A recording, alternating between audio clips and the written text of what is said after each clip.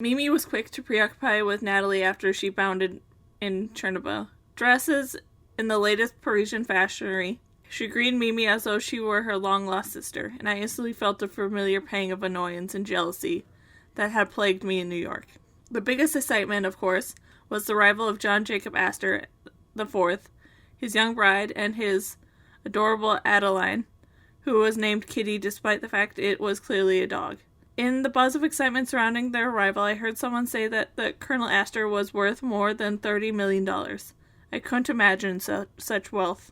I would have thought that a person with that much money, who had just come back from a European tour with his new young wife, would look carefree and happy. Astor didn't, though. He had a serious, almost scowling demeanor, as though great concern weighed on him. His wife was very pretty, I thought. In her big, floppy, striped hat, her difference in their age was indeed pronounced. Thad was at my side, and seemed to be the only one not dazzled by the sight of the famous Astors. Why does one guy need that much money? He asked sourly. So he can fund Tesla and make the world a better, safer, more humane place, I suggested optimistically. Thad's crabbed expression slowly softened until he smiled. All right, hold on to that thought. That night, Lee let the three of us stay in her room. We couldn't bunk with Mimi or Blythe since their employer didn't know we were there without tickets and probably wouldn't have liked it. Lee told the steward she was cold, and he brought her a pile of extra blankets, which Amelie and Emma snuggled into on the top bunk. I wrapped into another blanket and settled on the floor. We were lucky because Lee was supposed to have had a bunkmate rooming with her, but she'd apparently missed the boat. You have a good young man, Lee said to me, leaning on her elbow in her bunk. Thad wonderful to me and my family. Have you known him long? She nodded. My parents cook for his family back in China. They were good people. They lent my father's money to open a restaurant in America. You love him? I'm not sure yet. I haven't spent much time with him, I answered. Did months of talking to each other in our minds count? Probably not.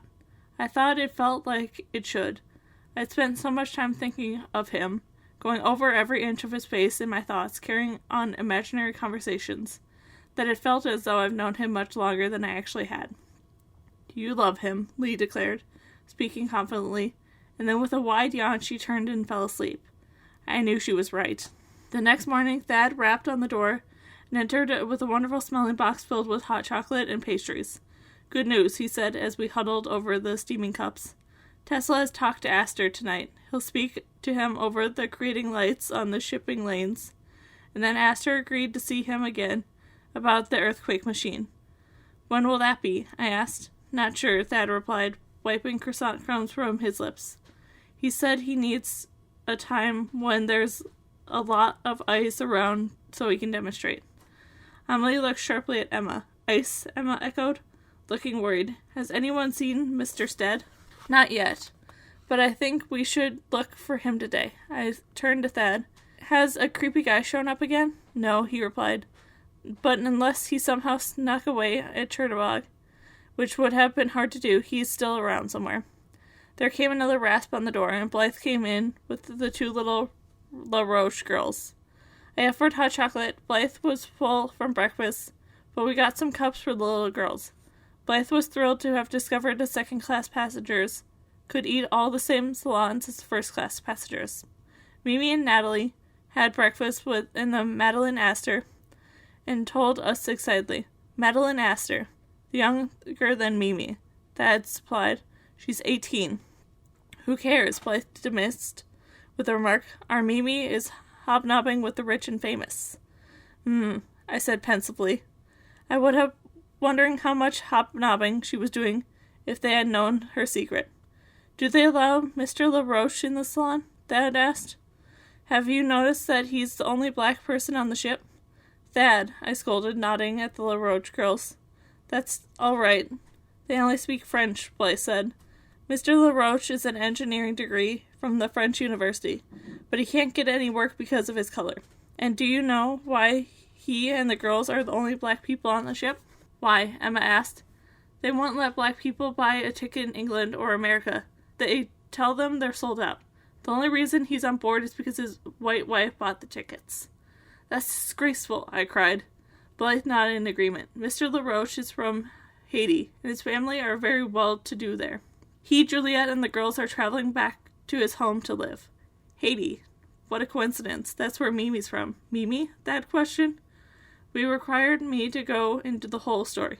Lee shook her head sadly. It's too bad why people can be.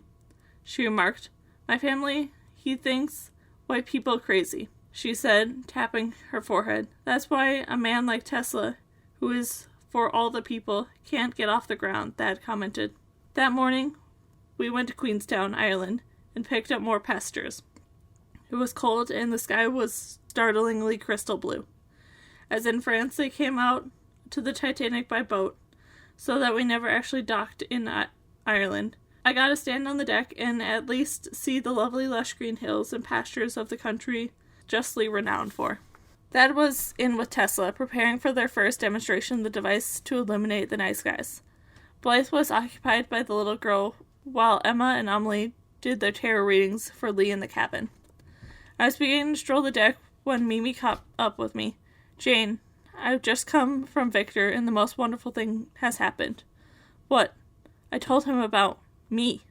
And I asked, although a smile was already spreading across my face. I could tell from her expression that it had gone well.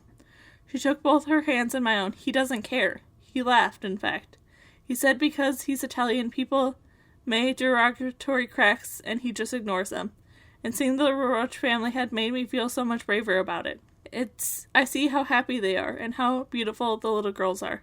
Juliet did the right thing to marry a man she loved and not worry about the rest. Words didn't seem to be enough, so I hugged Mimi truly. I'm happy for her. When will the wedding be? I asked once we separated. In 3 days. 3 days, I cried, aghast. We'll be married on the 14th, the day before your birthday. I know. You don't mind, do you? I don't care about my birthday. It just seems awfully soon, I replied. We want to get married before we get to New York. Mr. Gunningham has asked Captain Smith to marry us on board the ship, and he has agreed. He and Natalie want us to travel with them to Italy almost as soon as we reach New York. They've offered to get us a stateroom together, a sort of honeymoon. It's the only way we could afford one. Mother will be hurt if you marry without her there, I pointed out. Mimi considered that for a moment. When we return from Italy, we'll have a second ceremony in Spearville. Every ghost in the western New York will be invited. That would probably make her feel better, I agreed. It would be the most spectacular to be wed on the Titanic. Natalie will give the banquet afterwards. It will be so much better than any wedding we could afford ourselves. Much, much grander. Can I invite Thad? I asked. Of course. Invite Tesla, too. I can't believe everything is happening so fast. I almost got caught with whirlwind of it all. But then I realized that, with Mother not here, I had to ask the most important question of all. Mimi, I said, you're sure Victor is the one? Mimi took my hand. I knew it seemed sudden, Jane, but Victor and I have spent a lot of our free time together for the last 7 months. We've become close, and I love him with all my heart. And he loves you too. It sounded as though he did, but I had to be sure. I know he does, she confirmed.